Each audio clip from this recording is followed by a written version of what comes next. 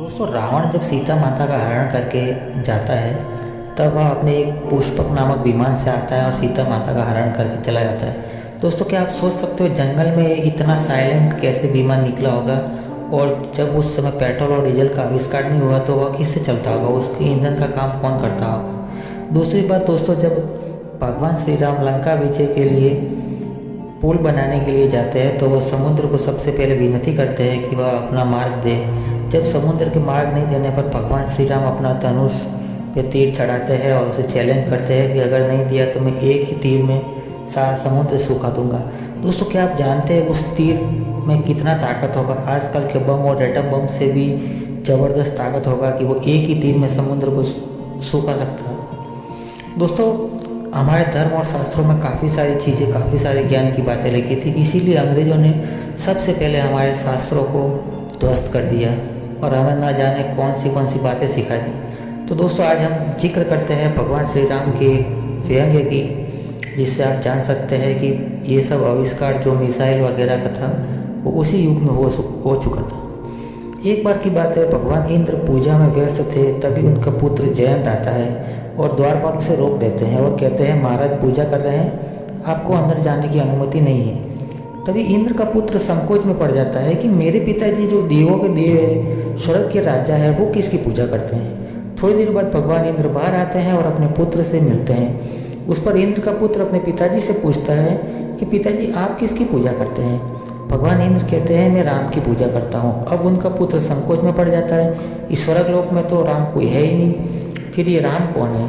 तभी भगवान इंद्र बादलों को थोड़ा हटाते हैं और वनवास में बैठे राम लक्ष्मण और सीता को दिखाते हुए कहते हैं ये राम है, ये लक्ष्मण है और यह है इनकी पत्नी सीता। इस पर जयंत कहता है पिताजी ये भगवान है, इनसे बलवान तो मैं हूँ। इस पर भगवान इंद्र हंसकर कहते हैं ये सर्वशक्तिमान है। अब जयंत को थोड़ा घमंड आ जाता है, वह कोए का रूप लेकर पृथ्वी लोक जाता है और वन में बैठे भगवान राम के पास जाता है। भगवान राम सीता माता के साथ बैठे हुए थे, तभी वह कौवा सीता माता को पैर में जोरदार से छोंच का प्रहार करता है। दोस्तों हमारी और आपकी पत्नी को कोई गलत तरीके से टच भी कर दे तो हमारा पारा 7वें आसमान पर पहुंच जाता है। तो वे तो मर्यादा पुरुषोत्तम राम थे, कैसे सहन कर सकते थे। उठाया अपना बाण और मार दिया कौवे के पीछे। अब जयंत जो कि कौवा बना था वह आगे आके और भगवान श्री राम का बाण पीछे पीछे, जहाँ चाहे बाण उसका पीछा नहीं छोड़ रहा था। भागता हुआ वह स्वर्ग में गया और अपने पिता से बोला पिताजी बाण पीछा नहीं छोड़ रहा है और बड़ी दुविधा में हूँ। भगवान इंद्र ने कहा ये राम का बाण है, अपना लक्ष्य पूरा किए बिना नहीं जाएगा। इस पर वह बेसुध भागता भागता भगवान शंकर के पास जाता है। इस पर भगवान शंकर कहते हैं कि यह राम बाण है जो आपका पीछा कर रहा है, मैं इसका कुछ नहीं कर सकता हूँ। जयंत भगवान के पैर पड़ता है और कहता है कुछ तो उपाय बताओ।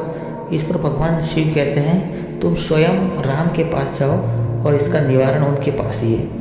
अंत में जयंत भगवान राम के पैर में पड़ जाता है और उनसे कहता है मुझे माफ़ कर दो भगवान राम। तो भगवान राम तो मर्यादा पुरुषोत्तम थे, वो तो जीवों के प्रति काफ़ी महान, उदारवान और दयावान थे। वह कहते हैं कि तुम्हें माफ़ कर देता हूँ, पर यह तीर तुम्हारे पीछे जो छोड़ा गया है वह अंतिम संहार करके ही लौटेगा, पर मैं तुम्हारा नुकसान थोड़ा कम कर सकता हूँ। इस पर वह तीर जयंत की आंख में लग जाता है और तभी से आज तक कौवों की आंख में एक ही पुतली होती है, बाकी सभी प्राणियों की आंखों में 2 पुतली होती है। दोस्तों हमारे भगवान राम ने उस जमाने में भी टारगेटेड मिसाइल का आविष्कार कर दिया था जो लक्ष्य को मार कर ही वापस आती थी।